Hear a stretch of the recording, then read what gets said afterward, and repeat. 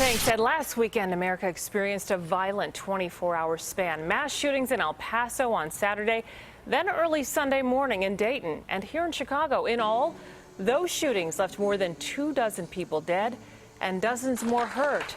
Beyond the physical wounds, the emotional wounds and anxiety across America has risen.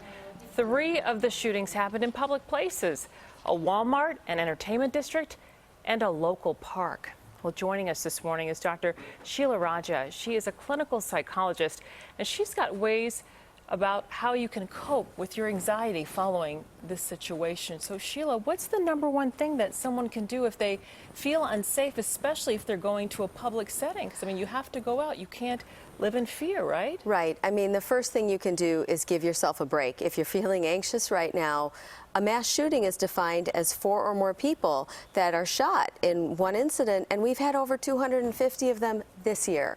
So, you know, they're on the, unfortunately, it's so common these days, and you're right, we cannot avoid going to the mall or the movies, and we certainly can't avoid going to work or to school, can we? No, we can't. Yeah. I mean, again, you've just got to try to keep living and not let that impact you in a certain way. But again, it comes to mind when you see these things happening. So what is the best way to cope with that kind of anxiety, Sheela? Yeah, I mean, we really have to strike a balance right now. We are on the verge of sort of numbing out emotionally as an American populace, right? We're going into what psychologists call learned helplessness, which is this idea of there's nothing we can do. I guess we just have to live that way.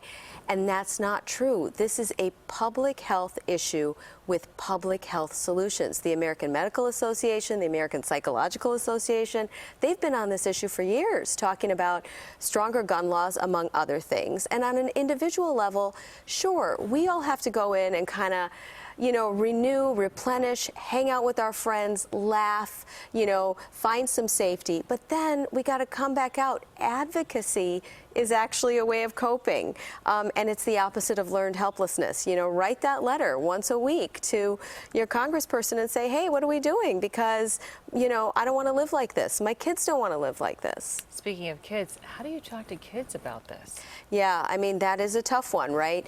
Years ago, I used to come on here and say, hey, if it's an isolated incident of violence, let's shield our kids from this. We can't say that anymore because with social media and these gun drills that are happening in the schools, it's very difficult to shield them from it. So with younger kids, you got to tell them, hey, we're trying to keep you safe. There are so many people that are good people that love you. That's important. With older kids, though, you know, starting in older elementary and on, I would say help them find their voice. Speak out against hate.